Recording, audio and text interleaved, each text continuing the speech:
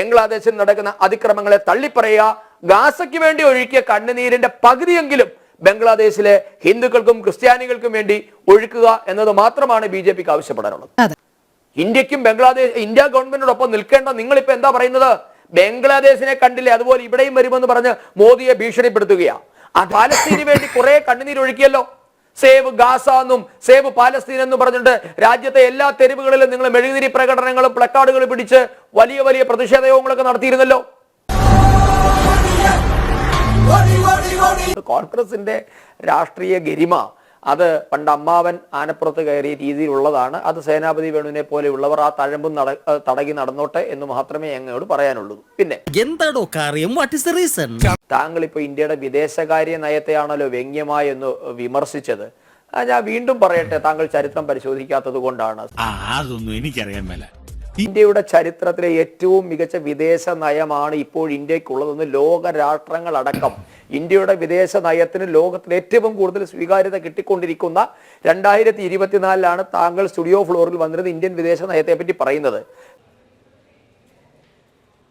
പിന്നെ താങ്കൾ പറഞ്ഞ ഒന്ന് രണ്ട് ഫാക്ച്വൽ എറർ പറയട്ടെ. താങ്കൾ പറഞ്ഞല്ലോ ഇന്ത്യ സൈന്യം എവിടെയോ ചെന്ന് പ്രഭാകരനെ പിടികൂടിയെന്ന്. എവിടെയാണ് സർ ആ സംഭവം ഒന്ന് വിശദീകരിക്കാമോ? ക്ഷമിക്കണം, ഉപദ്രവിക്കരുത്, ജീവിതമാണ്. ഇന്ത്യൻ പട്ടാളം നാണം കെട്ട് മടങ്ങുകയായിരുന്നു. IPKF, Indian peace keeping force, ചരിത്രം ഒന്ന് പഠിച്ചാൽ മതി. അന്ന് രാജീവ് ഗാന്ധി കൊളംബോയിൽ ചെന്നപ്പോ തോക്കിന്റെ പാത്തി കടി കിട്ടാതെ രക്ഷപ്പെട്ട കഥ ഓർമ്മയുണ്ടോ സർ? ഞാനൊരു സത്യം പറഞ്ഞ് വിശ്വസിക്കൂ, എനിക്കത് ഓർമ്മയില്ല.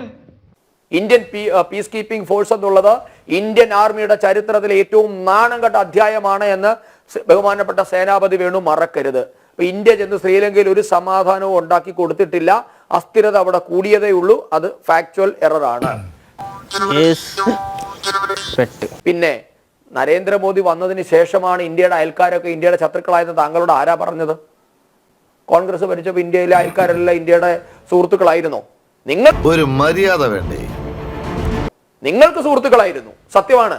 അതുകൊണ്ടാണല്ലോ ചൈന ഇന്ത്യയുടെ ഭൂപ്രദേശം കയ്യേറിയപ്പോൾ പുല്ലുപോലും കിളയ്ക്കാത്ത ഭൂമി എന്ന് പറഞ്ഞ് അതിനെ കൈയൊഴിയാൻ പണ്ഡിറ്റ് ജവഹർലാൽ നെഹ്റുവിന് ഇന്ത്യൻ പാർലമെന്റിൽ എഴുന്നേറ്റ് നിന്ന് മറുപടി പറയാൻ അവസരം കിട്ടിയത്.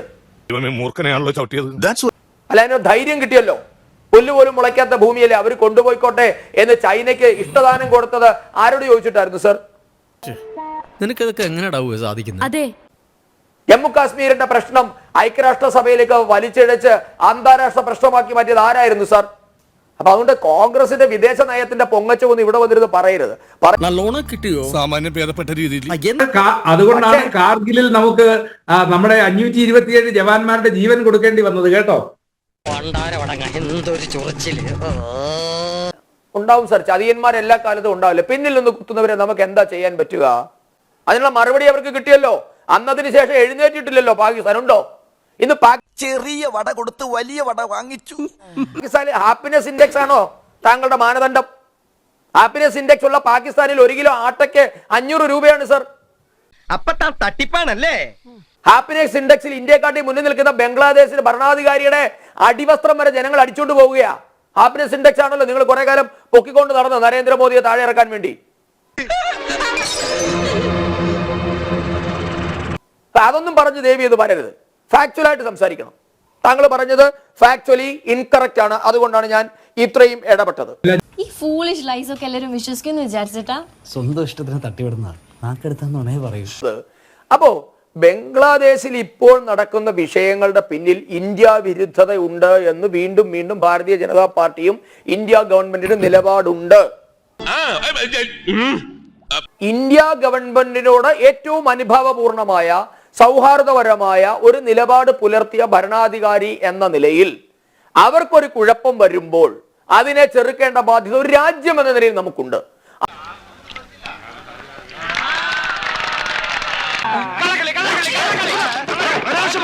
പാലസ്തീന് വേണ്ടി കുറെ കണ്ണുനീരൊഴുക്കിയല്ലോ.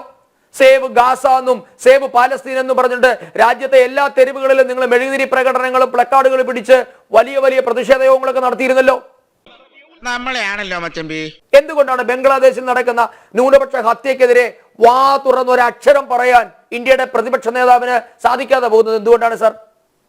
അതും ശരിയാണല്ലോ.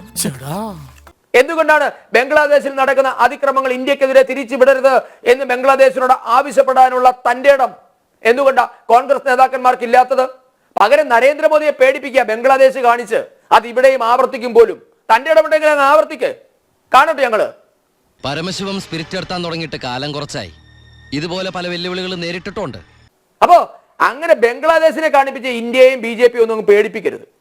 നിങ്ങളിപ്പോ ചെയ്തുകൊണ്ടിരിക്കുന്ന അതാണ്. ബംഗ്ലാദേശിൽ നടക്കുന്ന അതിക്രമങ്ങൾ ഏത് നിമിഷവും ഇന്ത്യക്കെതിരെ തിരിയാൻ പറ്റും. മാനഹാനിയും ദ്രവ്യനഷ്ടവും മാത്രമല്ല, ജയിൽവാസവും തനിക്ക് ഫലം. അതുകൊണ്ടാണ് ഇപ്പൊ ഇങ്ങനെയുള്ള കുരുട്ട് ബുദ്ധിയൊക്കെ തനിക്ക് തോന്നുന്നത്. ഇന്ത്യ ഗവൺമെന്റിനെ അട്ടിമറിക്കാനും ഇന്ത്യയെ അസ്ഥിരപ്പെടുത്താനും നടക്കുന്ന അതേ ശക്തികളാണ് ഇന്ന് ബംഗ്ലാദേശിലെ പ്രശ്നങ്ങൾക്കും കാരണമെന്ന് തിരിച്ചറിയുന്നവർ. ഇന്ത്യ ഗവൺമെന്റിനോടൊപ്പം നിൽക്കേണ്ട നിങ്ങളിപ്പോ എന്താ പറയുന്നത്? ബംഗ്ലാദേശിനെ കണ്ടില്ലേ, അതുപോലെ ഇവിടെയും വരുമെന്ന് പറഞ്ഞ് മോദിയെ ഭീഷണിപ്പെടുത്തുകയാ. എന്തോന്നാടോ ഇത്? എവിടെ നിന്ന് കിട്ടിയോടോ ഈ ഉണ്ടാക്കണേ? അതുകൊണ്ടാണ് ഞങ്ങൾ പറഞ്ഞത്, നിങ്ങൾ ആരുടെ കയ്യിൽ നിന്നോ അച്ചാരം വാങ്ങിയാണ് ഇന്ന് പ്രവർത്തിക്കുന്നത്. ഇന്ത്യയുടെ പ്രതിപക്ഷ നേതാവിന്റെ നട്ടെല്ലും നാക്കും ഏതോ വിദേശ രാജ്യത്തിന് അടിയറവ് വെച്ചിട്ടാണ് അദ്ദേഹം പാർലമെന്റിൽ വരുന്നത്. ഇന്ന് പോയി ചത്തുടടാ. ഇന്ത്യയുടെ പ്രതിപക്ഷ നേതാവ് എന്നുള്ളത് ഉത്തരവാദിത്തപ്പെട്ട ഒരു സ്ഥാനമാണ്. ഇന്നേ വരെ ഞാൻ അതുകൊണ്ടാണ് പറഞ്ഞത്, ഭാരതീയ ജനതാ പാർട്ടിയാണ് ഏറ്റവും കൂടുതൽ കാലം പ്രതിപക്ഷത്തിരുന്നത്. ഞങ്ങൾ ഒരു സമയത്ത് പോലും ഇന്ത്യ ഗവൺമെന്റിനെ വിദേശത്ത് പോയി നാണം കെടുത്താൻ, നിർണായകമായ സന്ദർഭങ്ങളിൽ ഇന്ത്യ ഗവൺമെന്റിനെ പാലം വലിക്കാൻ, പിന്നിൽ നിന്ന് കുത്താൻ ഭാരതീയ ജനതാ പാർട്ടിയുടെ ഒരു നേതാവും തയ്യാറായിട്ടില്ല സർ. തന്റെ തന്തയല്ല എന്റെ തന്ത. നിങ്ങൾ ബംഗ്ലാദേശ് യുദ്ധത്തിന്റെ കാര്യമൊക്കെ പറഞ്ഞല്ലോ.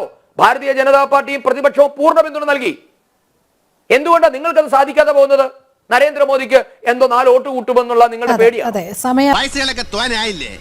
ഇനിയെങ്കിലും ഈ തറ വേലകളൊക്കെ നിർത്തി അവനെ എന്റെ ജോലികൾ ചെയ്ത് ജീവിക്കാൻ നോക്കണേ. ആരുടെ കയ്യിൽ നിന്നും അച്ചാരം വാങ്ങിയിട്ടില്ല എങ്കിൽ ഇന്ത്യയിലെ 145 കോടി ജനങ്ങളുടെ സുരക്ഷയാണ് നിങ്ങളുടെ ആശങ്ക എങ്കിൽ ഇപ്പോൾ ഇന്ത്യക്കൊപ്പം നിൽക്കുക, ബംഗ്ലാദേശിൽ നടക്കുന്ന അതിക്രമങ്ങളെ തള്ളിപ്പറയുക, ഗാസയ്ക്ക് വേണ്ടി ഒഴുക്കിയ കണ്ണുനീരിന്റെ പകുതിയെങ്കിലും ബംഗ്ലാദേശിലെ ഹിന്ദുക്കൾക്കും ക്രിസ്ത്യാനികൾക്കും വേണ്ടി ഒഴുക്കുക എന്നത് മാത്രമാണ് BJPക്ക് ആവശ്യപ്പെടാനുള്ളത്.